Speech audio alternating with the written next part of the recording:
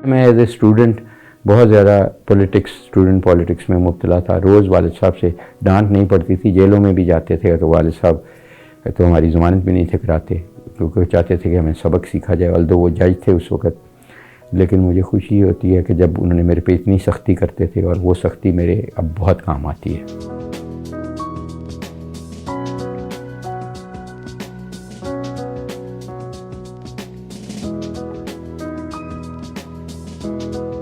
ज़ाहिर है बतौर प्रैक्टिसिंग मुसलमान अल्हम्दुलिल्लाह सुबह फजर की नमाज़ पढ़ते हैं। सबसे पहले अल्लाह का शुक्र अदा करते हैं कि आँख खुल गई, कि हम ज़िंदा हैं। और एक अच्छी नींद के बाद सबसे पहले अल्लाह की नेमतों का शुक्र अदा करना चाहिए। और उसके बाद तैयार होकर जिम जाते हैं, जिम में एक्सरसाइज करते हैं और फिर अपने काम पे वहीं से रुखसत हो जाते हैं। बेसिकली मेरी जो इंस्पिरेशन थी वो मेरी वालदा साहबा थी। उनकी ख्वाहिश थी कि क्योंकि वो शुगर में मुब्तला थी, ब्लड प्रेशर में, दीगर बीमारियां थी, तो उनकी ख्वाहिश थी कि मेरा कोई ना कोई बच्चा ज़रूर डॉक्टर बने। क्योंकि मैं छोटा था तो पहले वाले ना उनकी ख्वाहिश को पूरा कर सके। मुझे बड़ी खुशी है कि मैं उनकी ख्वाहिश को भी पूरा किया, और उनका जब उनको ज़रूरत पड़ी तो उनका इलाज मुआवजा भी मेरे हाथों ही हुआ। मैं समझता हूँ कि अल्हम्दुलिल्लाह ये एक हमारे सूबे का बल्कि पूरे मुल्क का बहुत फ़ाल अदारा है, और मैं बहुत इम्प्रेस्ड हूँ इसकी लीडरशिप पे। और अभी भी जो इसके डीजी हैं मुदस्सर, वो मेरे छोटे भाइयों की तरह हैं, और मैंने उन्हें डिप्टी कमिश्नर लाहौर की तरफ देखा था। बहुत एक्टिव, इनोवेटिव, प्रोग्रेसिव, और अल्हम्दुलिल्लाह इसी तरह इंस्टीट्यूट्स की बिल्डिंग होती है। जब अदारे अच्छी रवायात से स्ट्रेंथन होंगे तो मुल्क स्ट्रेंथन होगा। आई विश एंड प्रे कि हमारे तमाम अदारे जो हैं इसी तरह आगे प्रोग्रेस करें और हमारा सासा बने। मैं समझता हूँ कि ये जो हमारे डॉक्टर्स हैं, ख़ासकर यंग डॉक्टर्स हैं, इनको हमेशा मैंने यही कहा है कि जब तक कि वो अपनी छोटे भाई की उम्र का जो मरीज़ आता है उसे छोटा भाई ही नहीं समझेंगे, वालिद की उम्र का आता है उसको वालिद समझ के ही इलाज नहीं करेंगे, तो इसका कोई फ़ायदा नहीं है इस प्रोफेशन में हमारा होने का। बहुत सारी ऐसी चीज़ें जो मैं करना चाहता था, मुझे अल्लाह ताला ने मौका दिया है, वो कर दी हमने। जैसे प्राइमरी एंजियोप्लास्टी के इर्रेस्पेक्टिव कोई अमीर है या गरीब है, किसी को हार्ट अटैक होता है तो उसकी नाली खोली जाए, बजाय उसको टीका लगा के लिटा दिया जाए। हम मेडिसिन वो प्रैक्टिस कर रहे थे जो 1980 की मेडिसिन है। अब मैं कोशिश ये कर रहा हूँ कि 2023 की मेडिसिन एक आम आदमी को इर्रेस्पेक्टिव वो कौन सी गाड़ी पे आया है, कौन सी उसने घड़ी पहनी है, कितने अमीर है, गरीब है, क्या रंग और नस्ल है, उसको यही ट्रीटमेंट मिलनी चाहिए, और यही हम इंश्योर कर रहे हैं। दूसरा, प्रिवेंशन पे बहुत कम काम होता है, तो मैं प्रिवेंशन पे बहुत ज़्यादा कर रहा हूँ, प्रिवेंटिव कार्डियोलॉजी और इन चीज़ों पे, ताकि इसको हम आगे लेके चलें। बहुत आजमाइश का काम कर रही हैं, बहुत अंडर प्रेशर काम करती हैं, बहुत कई दफ़ा उनको वायलेंस की भी थ्रेट्स होती हैं और फ्रंट पे करती हैं। मैं उनको खराज तहसीन पेश करता हूँ, और उनको मैं कहूँगा कि जैसे मैं एक ज़िंदगी बचाने के शोबे से मुंसलिक हूँ, बिलीव मी वो भी इसी शोबे से मुंसलिक हैं। अगर वो इंश्योर करेंगे कि लोगों को जहर नहीं खिलाया जा रहा और अच्छा खुराक खिलाई जा रही है, तो वो उनकी बहुत सारों की बीमारियों से बचेंगे वो, और बहुत सारी ज़िंदगी बचेंगी।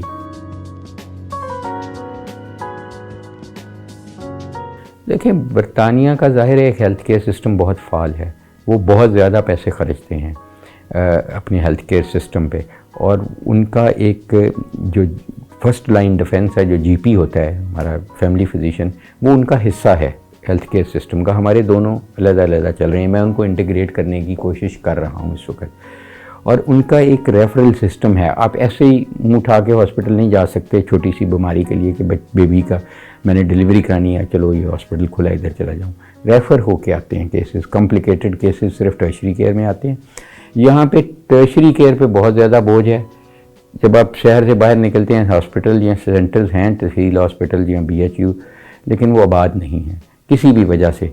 इसलिए मैं ये चाहता हूँ कि वो भी सिस्टम जो गांव में रहता है उसको भी हेल्थ दहलीज पे उसी मेयार की मिले जिसको गुलबर्ग के एरिया में मिलती है।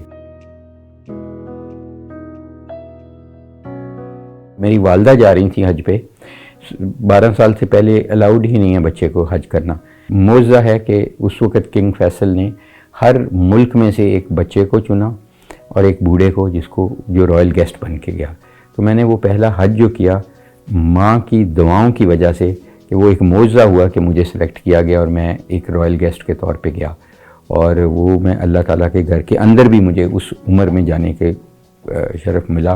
तो इसलिए वो ये मेमोरी मेरे लिए, जब भी मुझे मौका मिलता है, मैं उसका सोच के बहुत खुश होता हूँ। बहुत रिलीफ मिलता है, अल्लाह का शुक्र है। देखिए, मैं सबसे ज़्यादा तो अपनी माँ के करीब रहा, बहुत ज़्यादा अपनी बहनों के बहुत करीब रहा। अब भाई मेरे दोनों अल्लाह को प्यारे हो गए हैं, लेकिन मैं उनके बहुत करीब था दोनों का। वो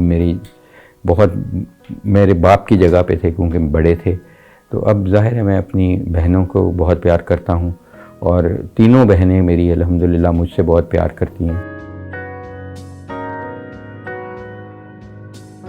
मेरी ज़िंदगी का सबसे बड़ा जो चैलेंज है वो तो यही है कि अल्लाह ताला मुझे किसी तरह, जब भी मैं मरूं तो शहादत की मौत मरूं। और उसके बाद मेरा चैलेंज है कि मैं कलमा, वो आखिरी अल्फाज हों कि मरना तो है, जो मैं अदा करूं। पंजाब फूड अथॉरिटी, अल्लाह करे कि उसकी कैपेसिटी बिल्ड की जाए। इतना बड़ा सूबा जो दुनिया का 7वां बड़ा मुल्क है, इसकी कैपेसिटी बहुत कम है, फिर भी इन वसाइल में आप एक जिहाद कर रहे हैं और अल्लाह ही आपको इसका अजर दे सकता है। और मैं समझता हूँ कि आप हमारे हीरोज़ हैं और हीरोइंस हैं और हम उसी तरह आपकी रिस्पेक्ट करते हैं जैसे किसी भी मॉलेज की करते हैं, क्योंकि आप लोगों को बीमारियों से बचाने और उनकी ज़िंदगी बेहतर करने और उनकी जान बचाने के कारोबार से मुंसलिक है। मैं सब कुछ ही तकरीबन खा लेता हूँ, प्रोवाइडेड कि उसको अल्लाह के नाम पे हलाल किया गया हो।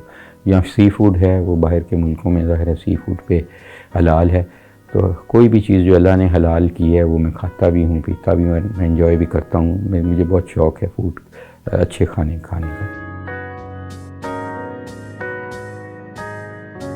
मैं घर का खाना बहुत पसंद करता हूँ।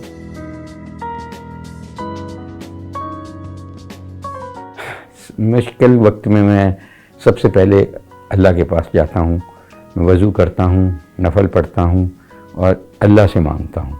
और मैं इसीलिए कभी मायूस नहीं हुआ कि मैं अल्लाह से मांगता हूँ। मैंने ज़िंदगी से यही सीखा है कि देखें, आप कोशिश करें लोगों के लिए आसानियाँ पैदा करने की।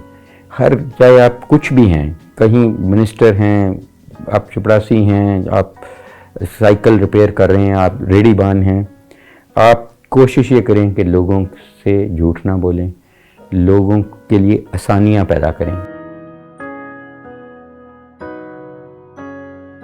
पाकिस्तान इस वक्त बहुत तेज़ी से पॉपुलेशन बढ़ रही है।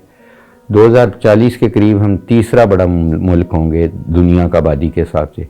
तो जाहिर है यहाँ बीमारियों की भी भरमार हैं, तो मेडिकल का तो बहुत ज़्यादा मुस्तकबिल है, अनफॉर्चुनेटली मैं कहूँगा। लेकिन मैं इससे समझता हूँ कि मेडिकल की फैसिलिटीज़ का फुकदान है, उस हिसाब से हॉस्पिटल नहीं बन रहे, उस हिसाब से पैरामेडिकल नहीं बना रहे और डॉक्टर्स की भी अभी कमी है।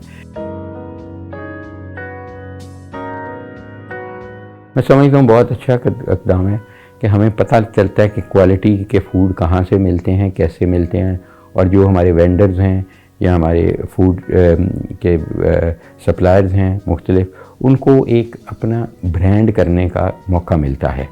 मैं समझता हूँ कि ये कंटिन्यू होनी चाहिए और ज़्यादा फ्रीक्वेंटली होनी चाहिए, और इसमें हमें लोगों को साथ साथ शऊर भी देना है कि उनके लिए कौन सा खाना अच्छा है और कौन सा बुरा है और किस तरीके से वो सेहतमंद रह सकते हैं। बहुत ज़्यादा ज़ाहिर है, मैं एज ए स्टूडेंट बहुत ज़्यादा स्टूडेंट पॉलिटिक्स में मुब्तला था। रोज़ वालिद साहब से डांट नहीं पड़ती थी, जेलों में भी जाते थे तो वालिद साहब तो हमारी ज़मानत भी नहीं थे कराते, क्योंकि वो चाहते थे कि हमें सबक सीखा जाए। ऑल्दो वो जज थे उस वक़्त, लेकिन मुझे खुशी होती है कि जब उन्होंने मेरे पे इतनी सख्ती करते थे, और वो सख्ती मेरे अब बहुत काम आती है। मेरे लिए पाकिस्तान एक जन्नत है, और ये मेरे लिए एक ऐसा मुल्क है कि मैंने बहुत मुल्कों में काम किया कि इससे बेहतर मुल्क कोई नहीं, जिसमें आपको इज़्ज़त भी मिलती है, आपको पैसा भी मिलता है, आपको वसाइल भी मिलते हैं, और सबसे बढ़ के आपको दुआएं मिलती हैं। ये दुनिया में कहीं नहीं होता, और आपको एक रिकग्निशन मिलती है, लोग आपको पहचानते हैं, लोग आपको शुक्रिया करते हैं। आप जैसे सरदारा पंजाब फूड अथॉरिटी मुझे इंटरव्यू कर लें, ये भी मेरे लिए बहुत ज़्यादा एक खुशी की बात है।